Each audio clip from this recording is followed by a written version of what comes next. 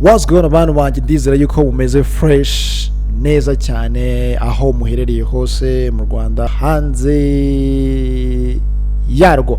So uno munsi tugiye kurebera hamwe uko na creatinze LUT. So ubundi tuvuze ngo LUT ni color lookup table. So LUT okay, nabyita ni nka software, naga settings, naga plugin. Yes, nyine calculate you can potinze muri clip yawe ihita iba color graded director. So nubundi ngiye kwereka uburyo nubundi nakoze LUT yanjye ariko nyikoreye muri Adobe Photoshop.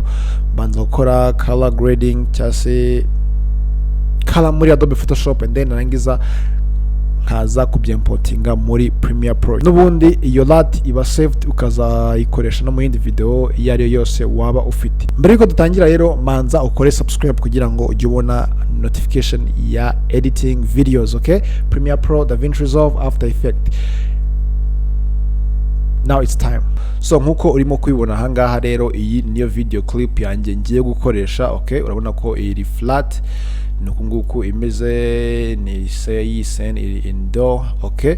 So ikintu ngiye gukora rero cya mbere ndaza kubanza nafata screenshot y'iyi image yanjye, okay? Ndaza ahangaha kuri export frame, okay? Cyangwa ushobora gukoresha ino control shift plus e kugira ngo nze gusohora ifoto. Ndaza gukoresha muri Adobe Photoshop, noneho hano umakinga sure yuko iri muri JPEG, okay? And then ukaza ku browsinga aho ushaka ko iza kwisavinga. N'urugero reka nze kwisavinga muri pictures, okay? Gutya and then nze gukanda okay. Alright, so no kuvuga ngo ifoto ndangije kuexportinga. Icyo ngiye gukora rero ngiye kwifata nyishyire muri Adobe Photoshop, okay? Ndaza gusimbukira muri Adobe Photoshop, ya foto yanjye inze kuyishyiramo. Guys, nkuko urimo kwibona ahangaha direct ita ifungukira muri camera raw, okay? So nuvuga ngo either niyo yafunguka bisanzwe muri Adobe Photoshop nka gutya, kuri wowe bishaka kubaho ikaza gufunguka bisanzwe, nubundi uza hano muri filter ukaza hano muri camera raw. Okay, gutya iyo ifungukiye muri camera raw, noneho hano icyo ngiye gukora ngiye gutangira nyihereze color nshaka, okay? Nkuko urimo kwibona hano dufite light, color, tukagira effect, tukagira curve, tukagira color mixer, color grading, details, option, lens blur. Hano nuvuga ngo tugiye gukoresha ano ma settings, okay? Singomba kuyakoresha yose, either ushaka gukoresha ayo ushaka muri yo kugira ngo uze kwihereza look ushaka. Nge ninza gutangira ndaza ngaha ntangirire kuri contrast. Abona yuko mugiye ya clip yacu aba ari flat, okay? Ninya contrast ya flat iragerageza kugabanuka kugira ngo noneho inze kwihereza image igaragara, okay? Imeze gutya. Alright, okay, about kuri color nze gufungura hano kuri color. Noneho hano biterwa na white balance ufite muri kuntu wayishutinze, iyo ushaka kuyongeramo umutuku cyangwa se blue hangaha niweho ubihitamo, ariko ngewe white balance yanjye imeze neza nta kibazo. Hano inze kongera vibrance, okay? Na small saturation hano gutya, okay? And then inze gufunga ino color. Noneho inze hano muri curve, hano muri curve naho iyo ushaka ukoresha ino curve uri ku adjustinga nubundi hano zino dark light highlight ibintu nk'ibyo ngibyo. Urabona uburyo biba bimeze hangaha, okay? Light, okay, ndayihereza iyi ngiyi kuri dark, ingiri cool, shadow iyi ni sawa, okay? And then inza hano kuri color mixer. Hano kuri color mixer rero nkuko uri kubibona dufite hue, saturation, luminance. Ahangaha biterwa n'icyo ushaka gukora. Ino hue uko twabonye hue ikora, niba ufite like yellow hano muri skin yawe ushaka kuyihinduramo irindi bara, nkuko urimo kwibona hano ndi kwirwamo icyatsi, umutuku, iki n'iki, ariko turabizi ko skin tone yacu iba yiganjemo like nka brown, ibintu nk'ibyo ngibyo, okay? so ndaza kugerageza kuyibalansinga gutyo. ubona ko noneho skin tone yanjye yari irimo umuhondo mwinshi gutya, yari isa gutya, ariko nagerageje kuyihereza okay ibara ry'uruhu okay, and then inze kubyongerera saturation okay muri ubu buryo okay, even na luminance. niba ushaka kuhereza luminance no kugira ngo ibara ribe riri thick cyangwa se riri strong, ariko ahangaha it's okay nta kibazo guys. nuvuga ngo niba ufitemo n'andi mabara like blue, icyatsi, uraza n'ubundi ukongera amabara yawe bitewe nuko ushaka kuyohereza saturation okay. And then inze ahangaha kuri color grading, hano kuri color grading hano mfitemo n'ubundi 3 wheels okay, harimo shadow, mid-tone, highlight okay.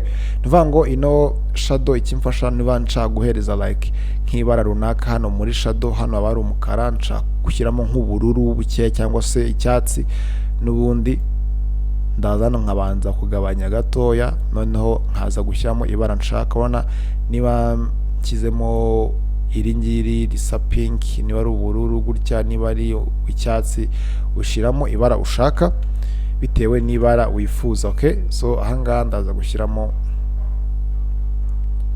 a small blue gutya, karuru gakeya. noneho hano kuri mid-tone ndaza kwijyana muri orange, muri yes, kugira ngo nze gupreventinga ino skin tone yanjye muri ubu buryo okay. ino highlight yo n'ubundi n'ubundi haba hari highlight okay, naho iyo ushaka uhahereza ibara ushaka nk'uko urimo kwibona hano birimo kugenda okay. so nuvuga ngo rero hano kuri color grading it's okay, nta kindi nongeraho.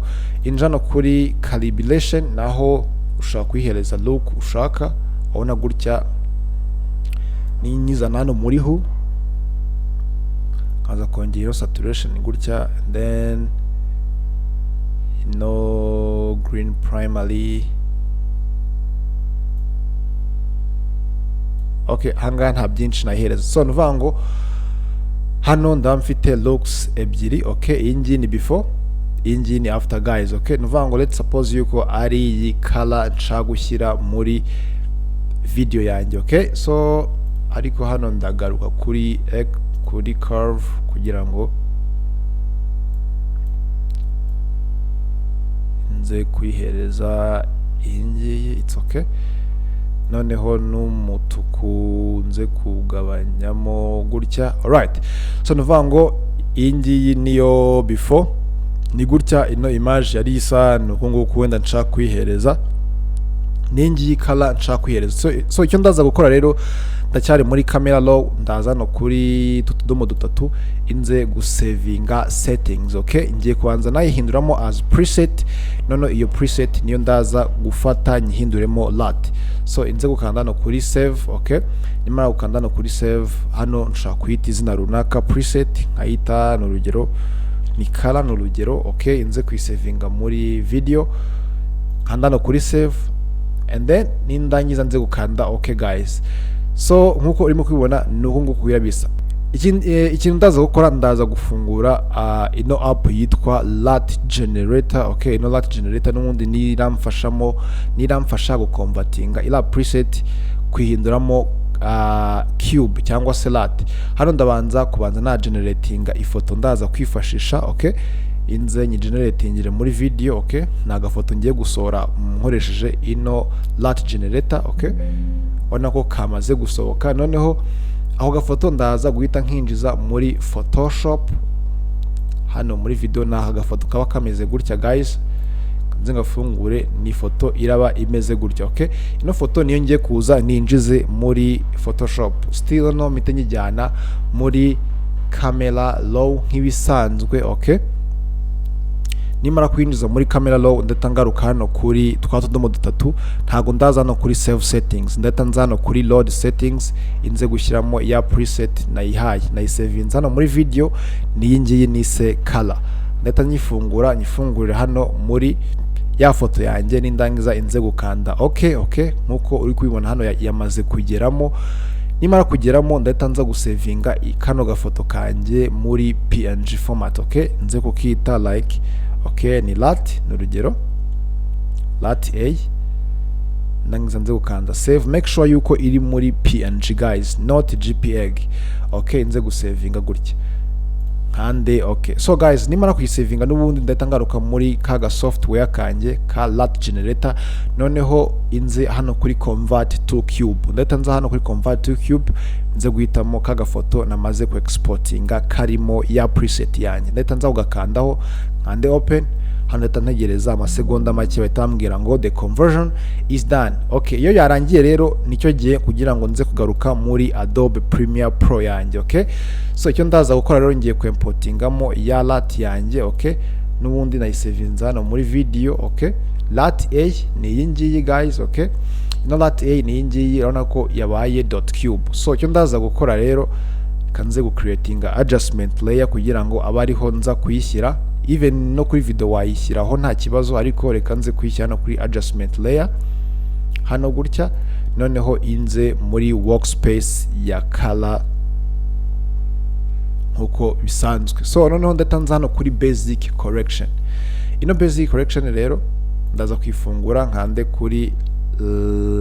kuri adjustment layer yanjye, noneho inze gushaka ya LUT yanjye nakoze aho iri hano muri pictures, muri video sorry, ningi nise LUT A. Ninza kuyifungura guys nkuko urimo kwibona rero, iyi ngiyi niyo LUT nabashije gukorera muri Adobe Photoshop guys.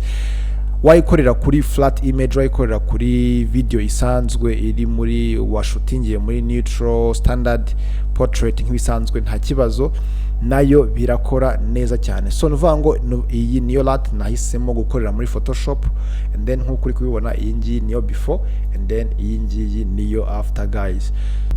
Yo, ndakeka mwabonye uburyo nakoresheje, nta kintu kirimo kiri complicated.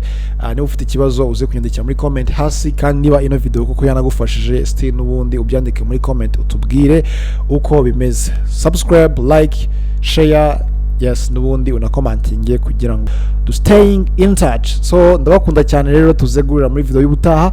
Peace.